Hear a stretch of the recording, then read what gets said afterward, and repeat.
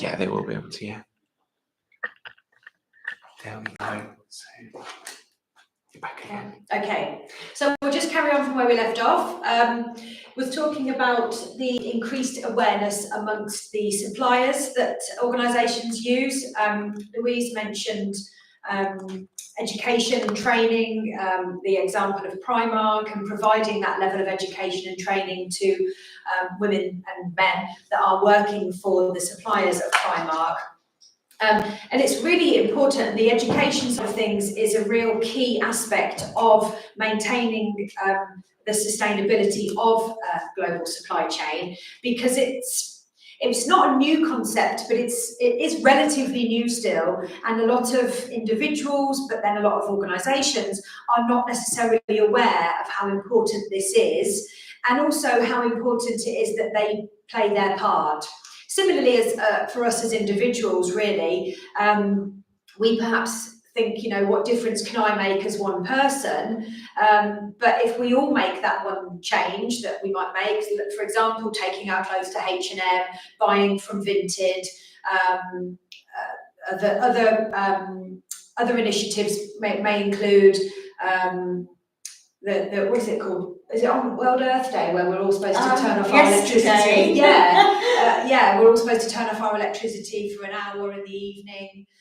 Some companies, some organisations would suggest that we have 1 or 2 vegetarian meals a week to try and cut down on our meat consumption, which again is proven to have damaging effects on the environment. So lots of different things that we can all be trying as individuals, which then obviously make a bigger impact collectively.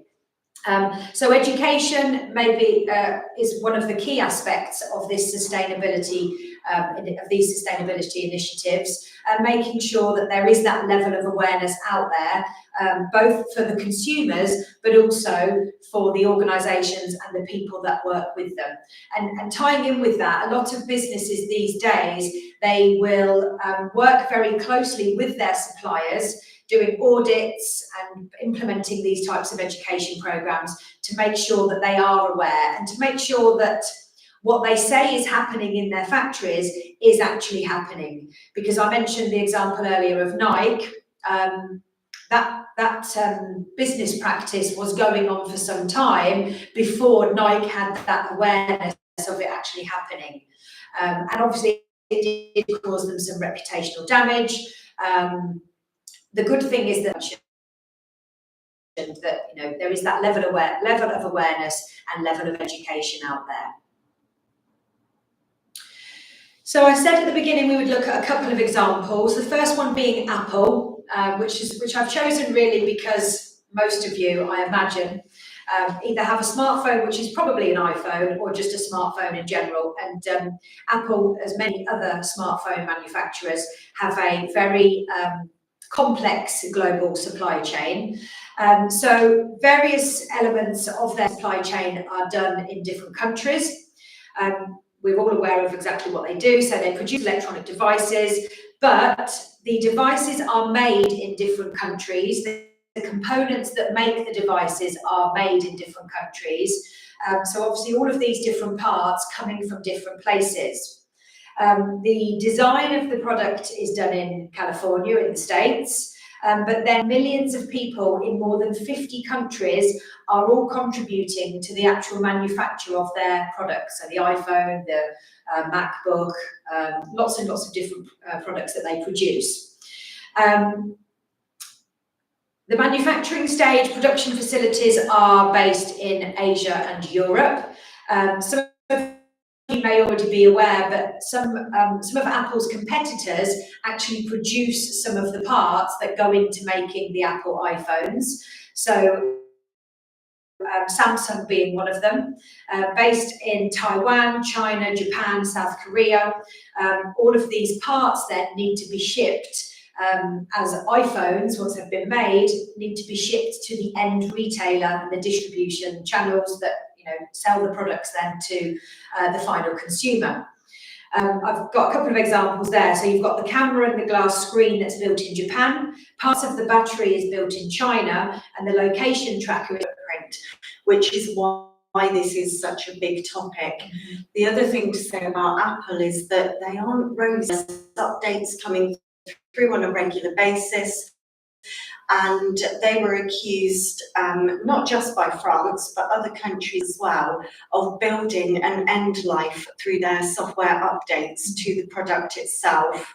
And it's organisations like this that have led to improvements in legislation to be able to repair and continue the lifetime of products.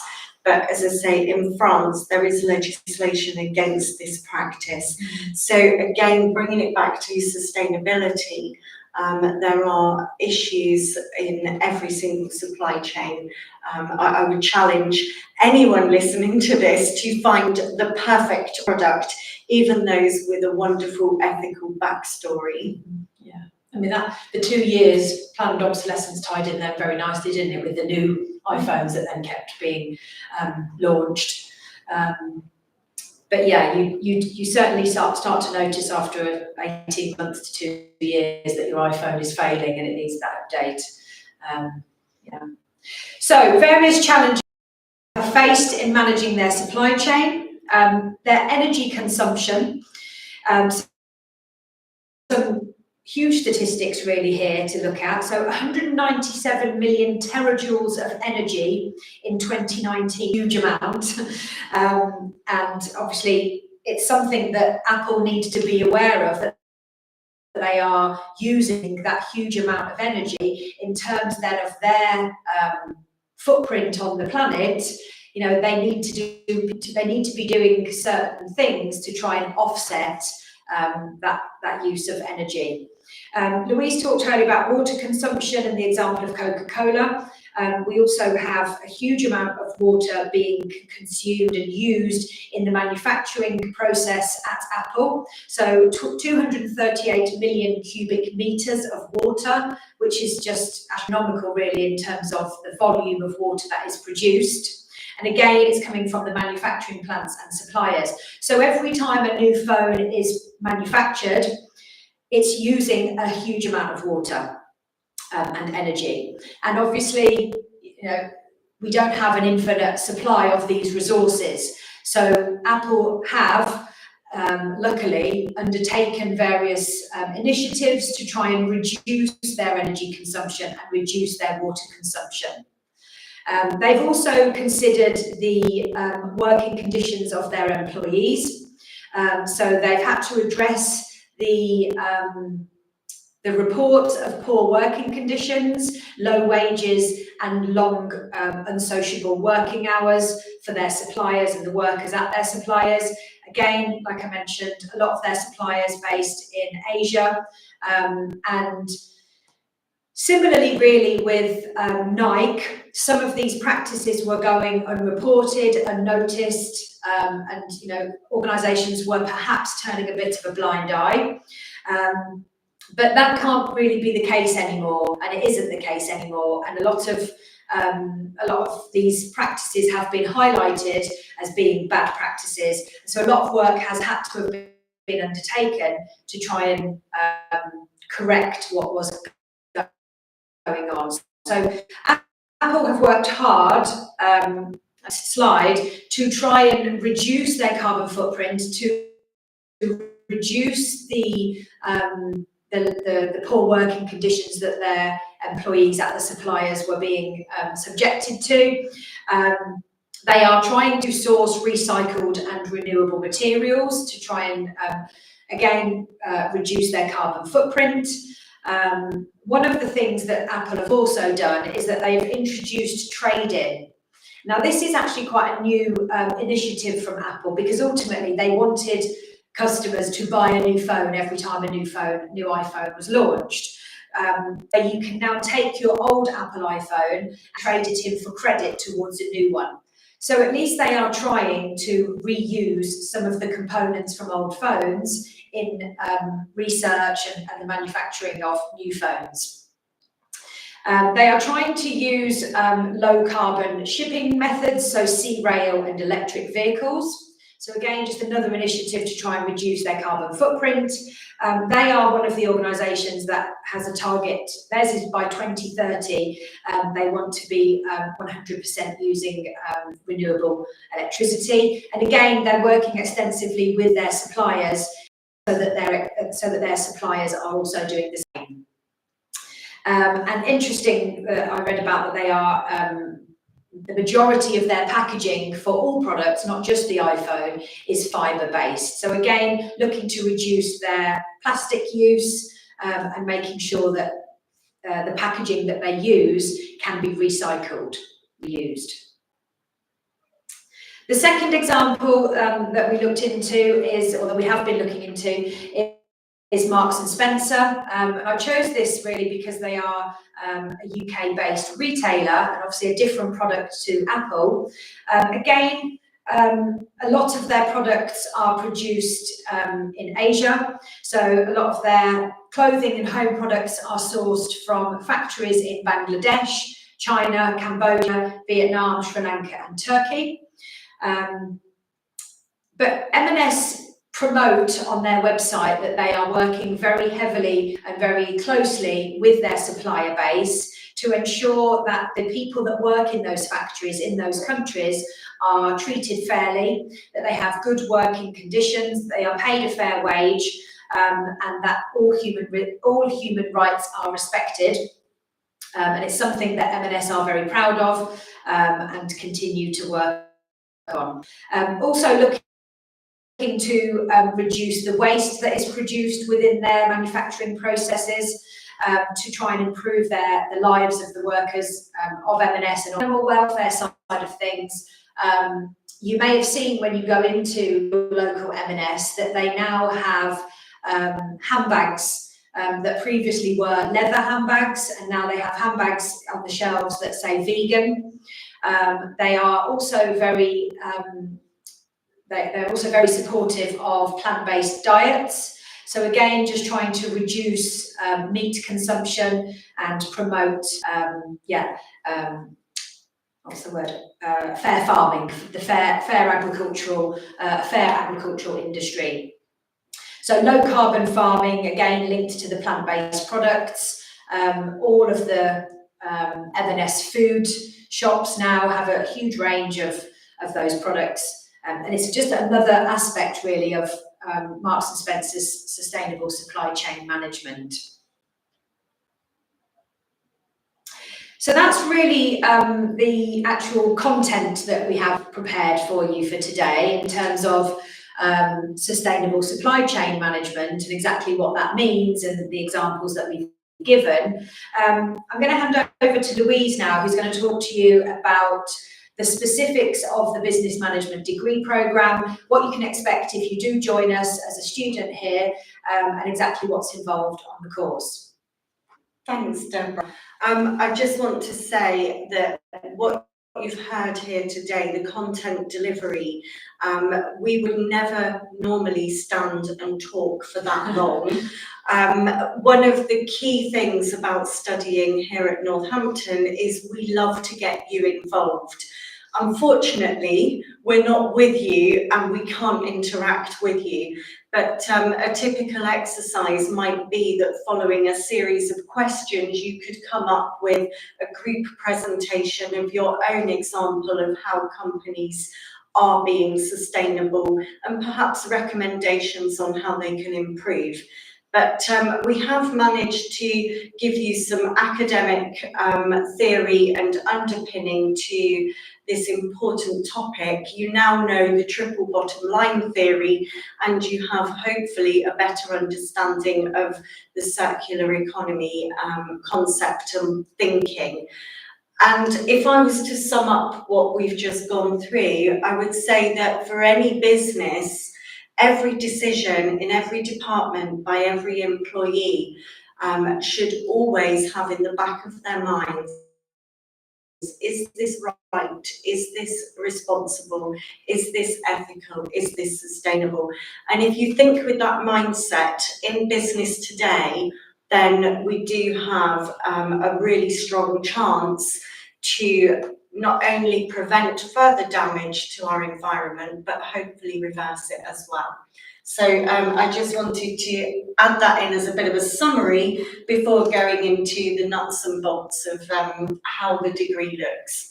So it is usually a 3-year programme. Some of our students will enter in the foundation year, which if you don't quite get the grades to enter in year 1, is an amazing year where you will develop really strong skill sets in how to be the best student and how to learn in the best way possible for you.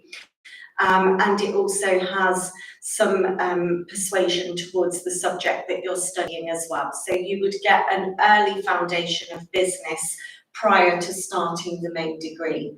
So assuming you're starting in year 1, everybody does the same in year 1. We will have a look at the course structure shortly. And then come springtime, we start to say to you, okay, you've been with us for a little while. What do you like? What do you think you're good at? And we'll give you the option to select a specialism. So at the moment, we have 6, and you can see them listed there.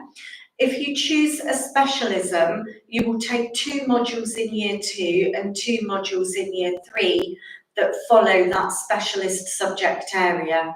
And we work closely with other departments in the faculty so that you get the experts of each specialism. So it would be finance lecturers teaching you finance. It would be law lecturers teaching you law, and so on.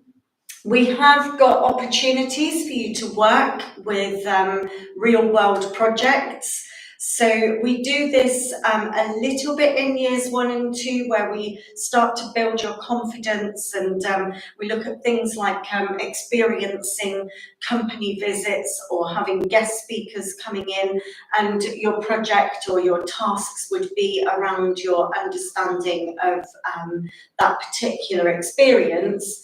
By year 3, you have the opportunity to engage in a project for the academic year, working with a live client instead of doing a dissertation. So we've had people working in the construction industry, education, government organisations, a whole range, manufacturing, a whole range of different industries where we've had students placed working in their final year towards a specific client project, and it's worked very well. We've even had 1 or 2 with potential job offers out of the back of it this year, so I'm keeping my fingers crossed for them. I mentioned that we would not talk at you for long periods of time, and the posh way of saying that is we do active blended learning. What that is, it's a mixture of tools and techniques to ensure that our teaching is lively, it's interactive, you're involved, and you have some input towards the direction of your studies as well. So things like choices within assessments of industry would be a small example. One of our really proud boasts, if you like, is the CMI accreditation. The CMI is the Chartered Management Institute, and when you study for a degree here at Northampton, you will also be a member of that Chartered Management Institute throughout your studies, and you will have the opportunity to achieve your level 5 diploma in management and leadership. I must get it the right way around.